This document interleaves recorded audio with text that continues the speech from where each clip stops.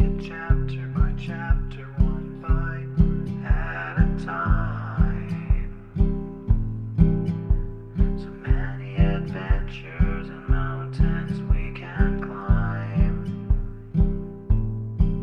Take it word for word, line by line, one bite at a time.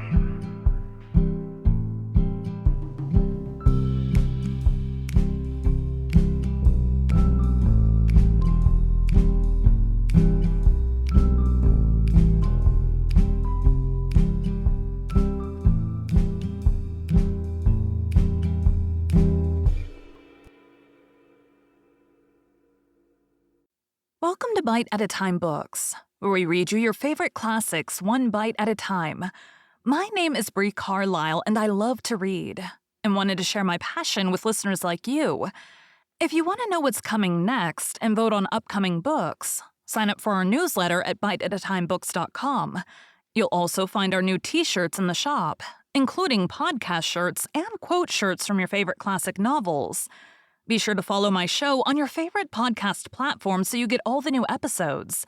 You can find most of our links in the show notes, but also our website, biteatatimebooks.com, includes all of the links for our show, including to our Patreon to support the show, and YouTube, where we have special behind the narration of the episodes. We're part of the Bite at a Time Books Productions Network. If you'd also like to hear what inspired your favorite classic authors to write their novels, and what was going on in the world at the time, check out the Bite at a Time Books Behind the Story podcast, wherever you listen to podcasts. Please note, while we try to keep the text as close to the original as possible, some words have been changed to honor the marginalized communities who've identified the words as harmful, and to stay in alignment with Bite at a Time Books' brand values. Today we'll be continuing Les Miserables by Victor Hugo. Book 6th, Javert. Chapter 1, The Beginning of Repose. Monsieur Madeleine had Fantine removed to that infirmary which he had established in his own house. He confided her to the sisters, who put her to bed. A burning fever had come on. She passed a part of the night in delirium and raving. At length, however, she fell asleep. On the morrow, towards midday, Fantine awoke. She heard someone breathing close to her bed. She drew aside the curtain and saw Monsieur Madeleine standing there and looking at something over her head. His gaze was full of pity, anguish, and supplication. She followed its direction and saw that it was fixed on a crucifix which was nailed to the wall. Thenceforth, Monsieur Madeleine was transfigured in Fantine's eyes. He seemed to her to be clothed in light. He was absorbed in a sort of prayer. She gazed at him for a long time without daring to interrupt him. At last she said timidly, "What are you doing?" Monsieur Madeleine had been there for an hour. He had been waiting for Fantine to awake. He took her hand, felt of her pulse, and replied, "How do you feel?" "Well, I have slept," she replied. "I think that I am better. It is nothing," he answered, responding to the first question which she had put to him as though he had just heard it. "I was praying to the martyr there on high." And he added in his own mind, "For the martyr here below." Monsieur Madeleine had passed the night and the morning in making inquiries. He knew all now. He knew Fantine's history and all its heartrending details. He went on, "You suffered much, poor mother. Oh, do not complain. You now have the dowry of the elect. It is thus that men are transformed into angels. It is not their fault. They do not know how to go to work otherwise. You see this hell from which you have just emerged is the first form of heaven. It was necessary to begin there." He sighed deeply. But she smiled on him with that sublime smile in which 2 teeth were lacking. That same night, Javert wrote a letter. The next morning, he posted it himself at the office of M. Sur M. It was addressed to Paris, and the superscription ran, "To Monsieur Chamboulay, secretary of Monsieur le Préfet of Police." As the affair in the station house had been bruited about, the postmistress and some other persons who saw the letter before it was sent off and who recognized Javert's handwriting on the cover thought that he was sending in his resignation. Monsieur Madeleine made haste to write to the Thénardiers. Fantine owed them 120 francs.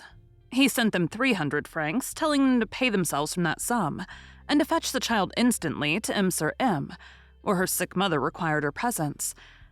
This dazzled Thénardier. "The devil," said the man to his wife. "Don't let's allow the child to go. This lark is going to turn into a milch cow, I see through it. Some ninny has taken a fancy to the mother." He replied with a very well drawn-up bill for 500 and some odd francs. In this memorandum, 2 indisputable items figured up over 300 francs. One for the doctor, the other for the apothecary who had attended and physicked Eponine and Azelma through 2 long illnesses. Cosette, as we have already said, had not been ill. It was only a question of a trifling substitution of names. At the foot of the memorandum, Thénardier wrote, "Received on account, 300 francs. Monsieur Madeleine immediately sent 300 francs more and wrote, "Make haste to bring Cosette." "Christie," said Thénardier, "let's not give up the child." In the meantime, Fantine did not recover. She still remained in the infirmary. The sisters had at first only received and nursed that woman with repugnance. Those who have seen the bas-reliefs of Reims will recall the inflation of the lower lip of the wise virgins as they survey the foolish virgins. The ancient scorn of the Vestals for the imbibéjai is one of the most profound instincts of feminine dignity. The sisters felt it with the double force contributed by religion. But in a few days, Fantine disarmed them. She said all kinds of humble and gentle things, and the mother in her provoked tenderness. One day, the sisters heard her say amid her fever, "I have been a sinner, but when I have my child beside me, it will be a sign that God has pardoned me. While I was leading a bad life, I should not have liked to have my Cosette with me. I could not have borne her sad, astonished eyes. It was for her sake that I did evil, and that is why God pardons me. I shall feel the benediction of the good God when Cosette is here. I shall gaze at her. It will do me good to see that innocent creature. She knows nothing at all. She is an angel, you see, my sisters. At that age, the wings have not fallen off." Monsieur Madeleine went to see her twice a day, and each time she asked him, "Shall I see my Cosette soon?" He answered, "Tomorrow, perhaps. She may arrive at any moment. I am expecting her." And the mother's pale face grew radiant. "Oh," she said, "how happy I am going to be." We have just said that she did not recover her health. On the contrary, her condition seemed to become more grave from week to week. That handful of snow applied to her bare skin between her shoulder blades had brought about a sudden suppression of perspiration, as a consequence of which the malady which had been smoldering within her for many years was violently developed at last. At that time, people were beginning to follow the fine Lennox's fine suggestions in the study and treatment of chest maladies. The doctor sounded Fantine's chest and shook his head. Monsieur Madeleine said to the doctor, "Well, has she not a child which she desires to see?" said the doctor. "Yes." "Well, make haste and get it here." Monsieur Madeleine shuddered. Fantine inquired, "What did the doctor say?" Monsieur Madeleine forced himself to smile. "He said that your child was to be brought speedily, that would restore your health." "Oh," she rejoined, "he is right. But what do those Thénardiers mean by keeping my Cosette from me? Oh, she is coming. At last I behold happiness close beside me." In the meantime, Thénardier did not let go of the child, and gave 100 insignificant reasons for it. Cosette was not quite well enough to take a journey in the winter. And then there still remained some petty but pressing debts in the neighborhood, and they were collecting the bills for them, etc., etc. "I shall send someone to fetch Cosette," said Father Madeleine. "If necessary, I will go myself." He wrote the following letter to Fantine's dictation and made her sign it. "Monsieur Thénardier, you will deliver Cosette to this person. You will be paid for all the little things. I have the honor to salute you with respect. Fantine." In the meantime, a serious incident occurred.